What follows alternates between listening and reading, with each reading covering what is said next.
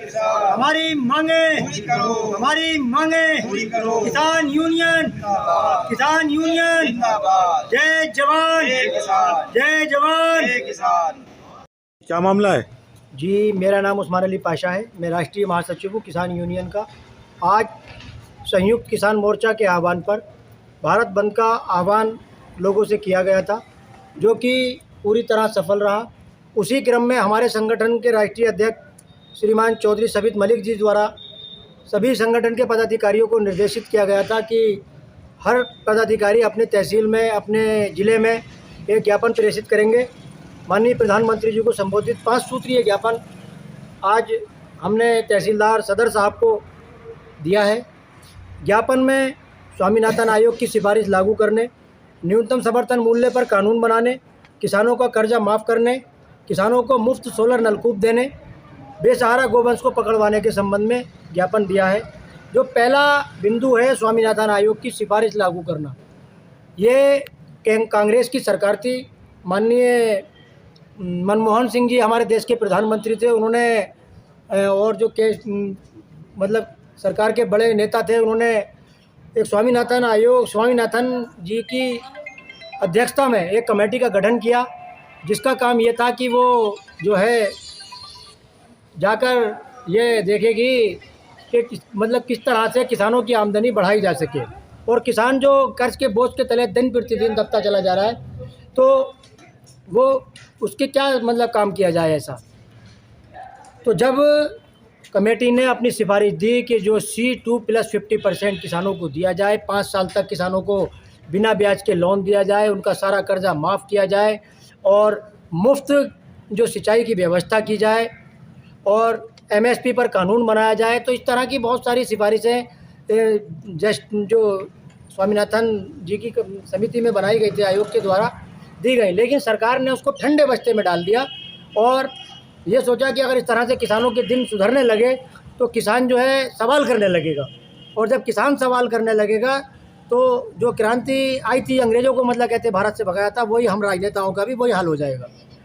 तो हमारे देश के जो इस समय प्रधानमंत्री हैं श्रीमान नरेंद्र मोदी जी, और उस समय भारतीय जनता पार्टी के राष्ट्रीय अध्यक्ष थे श्रीमान अमित शाह जी, उन्होंने चुनावी सभाओं में बड़े ज़ोर शोर के साथ में इस मुद्दे को उठाया और कहा कि जैसे ही हमारी सरकार बनेगी, हम सबसे पहला काम जो करेंगे वो ये करेंगे, स्वामीनाथन आयोग की सिफारिश लागू करेंगे।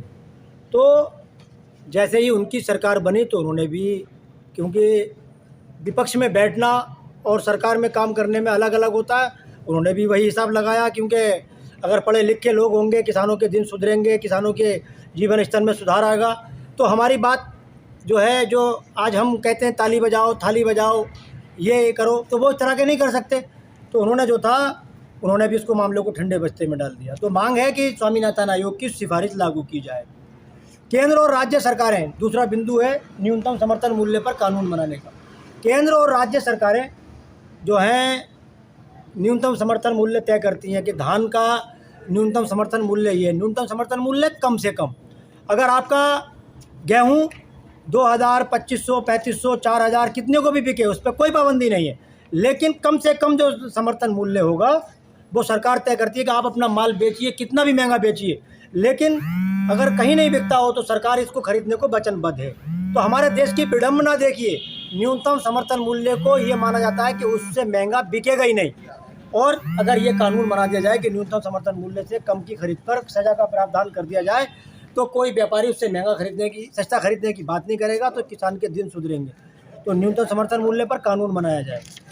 तीसरा बिंदु, सरकारों की गलत नीतियां और प्राकृतिक आपदाओं जैसे कि आंधी, अतिवर्षा, सूखा, ओलावृष्टि, इससे किसानों को बहुत सा नुकसान हुआ। सरकारों की गलत नीतियां और ये दोनों चीज़ें मिलकर किसानों को बर्बाद कर दिया, और प्रतिदिन पूरे देश में कोई ना कोई किसान एक आत्महत्या जरूर कर रहा है। तो सरकार ने जो वादा किए थे कि स्वामीनाथन आयोग की सिफारिश में कि किसानों को जो है उनका कर्जा माफ़ किया जाएगा, तो सारा कर्जा किसानों का माफ़ किया जाए और 5 साल के लिए उन्हें बिना ब्याज के लोन दिया जाए, ताकि किसान अपना जीवन स्तर सुधार सके और आत्महत्या पर उतारू ना हो।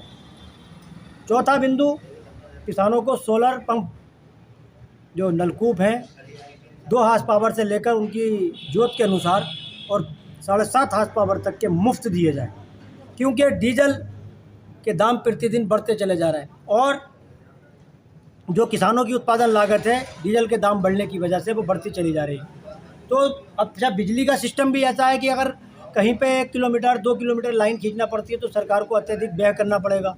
तो ये इससे विकल्प ये है कि सोलर योजना जो सरकार उसको बहुत महत्वाकांक्षी योजना बता रही है, प्रत्येक किसान को उसकी जोत के अनुसार 2 हार्स पावर से लेकर 7.5 हार्स पावर तक का मुफ्त सोलर प्लांट लगा कर दे, ताकि वो अपने खेतों की सिंचाई कर सके और उसके जो उत्पादन लागत है, क्योंकि सूरज की रोशनी से उसकी सिंचाई होगी। और दूसरी बात ये होगी कि जो सोलर है वो ग्लोबल वार्मिंग को भी कम करता है, क्योंकि वो जो उसकी सूर्य की प्रकाश है उसको वापस भेजता है, तो इसलिए ग्लोबल वार्मिंग भी कम होगी।